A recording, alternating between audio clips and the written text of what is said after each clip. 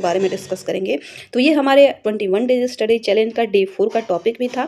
तो इस टॉपिक के बारे में आपको कैसे लिखना है, किन किन चीज़ों को आपके नोट्स में इंक्लूड करना चाहिए, ये सब कुछ इस वीडियो में डिस्कस करेंगे।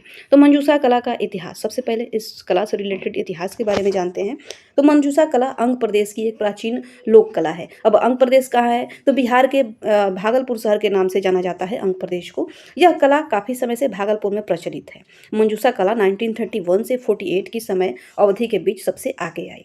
इस अवधि के दौरान एक ICS अधिकारी WG आर्चर और उनकी पत्नी ने मंजूषा कला के बारे में और अधिक जानकारी प्राप्त करना शुरू किया। उन्हें इस कला से प्यार हो गया और उन्होंने एक संग्रह बनाकर लंदन में द इंडिया ऑफिस लाइब्रेरी में एक प्रदर्शनी लगाई। वह प्रदर्शनी आर्चर संग्रह का हिस्सा बन गई। यही वह समय था जब मंजूषा कला को अंतर्राष्ट्रीय पहचान मिली, लेकिन उस समय ब्रिटिश शासन के कारण कारीगरों का विकास नहीं हो सका। इस स्वर्णिम काल के बाद मंजूषा कला पृष्ठभूमि में लुप्त होती नजर आने लगी। यह लोक कला केवल कुछ लोगों द्वारा ही प्रचलित थी। तो यह मंजूषा कला का इतिहास है जो कि यहाँ पे दिया गया है। मंजूषा चित्रकला के बारे में दिया गया है कि यह सबसे प्राचीन भारतीय चित्रकला है।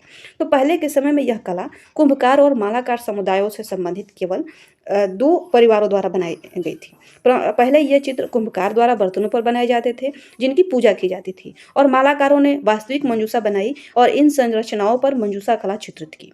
इस कला रूप के नाम से भी एक दिलचस्पी कहानी है, यानी कि इस कला रूप के नाम से के भी एक दिलचस्प कहानी है। इस कला से जुड़ा हुआ एक कहानी भी है। संस्कृत शब्द मंजूषा का अर्थ है बॉक्स, यानी कि संस्कृत शब्द मंजूषा का क्या अर्थ होता है, बॉक्स। ये बक्से बांस, जूट, भूसे और कागज से बने होते थे जिनके अंदर भक्त अपनी पूजा सामग्री रखते थे।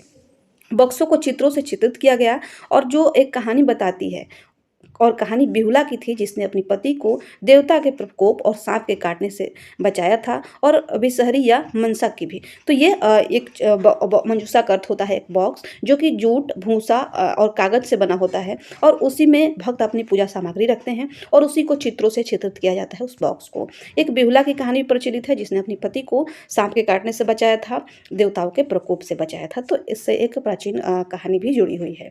अब यहाँ पे मंजूषा कला के वेबसाइट से कुछ मंजूषा कला से रिलेटेड आर्ट्स के फोटो लिए गए हैं। अब आते हैं मंजूषा पेंटिंग की बात आती है तो मुख्य रूप से इसमें 3 रंगों का उपयोग किया जाता है। पहला है गुलाबी, हरा और पीला। तो मंजूषा कला में 3 रंगों का उपयोग किया जाता है, गुलाबी, हरा और पीला रंग। ये रंग अपना महत्व रखते हैं। गुलाबी अगर रंग देखा जाए तो ये संबंध, जीत के लिए है, यानी कि गुलाबी रंग जो है वो देखभाल, संबंध और जीत का प्रतीक है। हरा रंग प्रकृति और स्वास्थ्य के लिए है। गहरा हरा वित्तीय व्यवसायों से जुड़ा है। और पीला रंग खुशी, युवा, मौज मस्ती, सुखद भावनाओं, आत्मविश्वास, उत्साह बढ़ाने और आशीर्वाद का प्रतीक है। तो जो भी ये 3 रंग मुख्य रूप से मंजूषा कला में उपयोग किया जाता है, गुलाबी, हरा और पीला, इसका अलग अलग महत्व है। क्या क्या महत्व है हमने इस पैरा में देखा।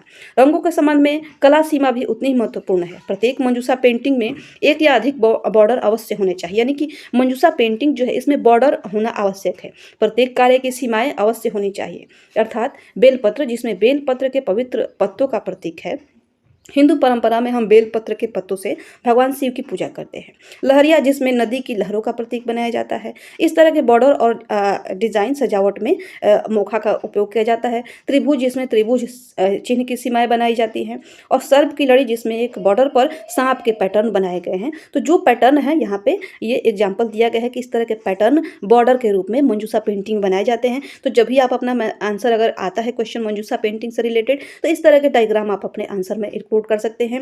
ये लहरिया बॉर्डर का डिजाइन दिया गया है एग्जाम्पल। ये बेलपत्र डिजाइन है। त्रिभुज का डिजाइन ऐसे बॉर्डर में बनाया जाता है। सर्प की लड़ी वाला ये बॉर्डर बनाया जाता है। मोखा वाला ये डिजाइन है। मोखा 2, यानी कि मोखा के 2 प्रकार। इस तरह से डिजाइन जो है वो मंजूषा पेंटिंग में बॉर्डर के रूप में बनाए जाते हैं। मंजूषा कला सिर्फ एक कला के रूप से कहीं अधिक है। देश का एकमात्र आधुनिक अनुक्रमिक कला रूप होने के नाते इसका सांस्कृतिक महत्व काफी है, और इसके साथ एक विशाल विरासत भी जुड़ी हुई है। यह प्राचीन अंग महाजनपद के इतिहास को स्पष्ट रूप से दर्शाता है। इसमें महिला कलाकारों को सशक्त बनाने के साधन के रूप में स्वीकार किया जा सकता है, क्योंकि इन चित्रों से ज़्यादातर महिलाएं जुड़ी हुई हैं। और यह कहने की आवश्यकता नहीं है कि अब समय आ गया है कि इस कैनवास को हमेशा के लिए खाली होने से बचाने के लिए आवश्यक उपाय किए जाएं। यानी कि ये कला थोड़ी लुप्त होती दिखाई दे रही है, तो अब समय आ गया है कि इस कैनवास को हमेशा के लिए खाली होने से बचाने के लिए आवश्यक उपाय करने की जरूरत है। मंजूषा कला का महत्व यहाँ पे दिया गया है कि यह एक प्राचीन और ऐतिहासिक रूप से महत्वपूर्ण कला रूप है, जिसे मधुबनी कला के समकक्ष माना जाता है। मंजूषा कला को अक्सर विदेशियों द्वारा सांप पेंटिंग के रूप में संदर्भित किया जाता है, क्योंकि कला में घूमते सांप केंद्रीय चरित्र बिहुला के प्रेम और बलिदान की कहानी को दर्शाते हैं। तो जो सांप वाला जो डिज़ाइन इसमें किया जाता है, तो जो बिहुला की प्रेम और बलिदान की कहानी उसको दर्शाता है। तो मुख्य रूप से जो विदेशी हैं वो सांप पेंटिंग के रूप में इसे जानते हैं। मंजूषा कला पर हालिया अध्ययन इस बात का उत्कृष्ट उदाहरण प्रदान करता है कि यह कला प्राचीन अंग महाजनपद के इतिहास को कैसे दर्शाती है। अब इसमें निष्कर्ष में यहाँ पे दिया गया है कि भारतीय लोक कला आज भी देश के कई हिस्सों में जीवित है और पीढ़ी दर पीढ़ी चली आ रही है। उनकी सांस्कृतिक विविधता और विशिष्टता के परिणाम स्वरूप समय के साथ कला शैलियों की एक विस्तृत श्रृंखला विकसित हुई है। कुछ आधुनिकीकरण से प्रभावित रहे और अन्य ने नए रंगों और सामग्रियों को अपनाया। लोक चित्रकला मुख्य रूप से भारतीय गांवों से संबंधित है। ग्रामीण चित्रकारों की चित्रात्मक अभिव्यक्तियां रामायण और महाभारत, भागवत पुराण जैसे महाकाव्यों के साथ साथ ग्रामीण जीवन, पक्षियों और जानवरों और सूर्य, चंद्रमा, ग्रहों और पेड़ों जैसी प्राकृतिक घटनाओं से लिए गए विषयों से अलग होती है। तो इस तरह से मंजूषा पेंटिंग के बारे में ये नोट्स दिया हुआ है।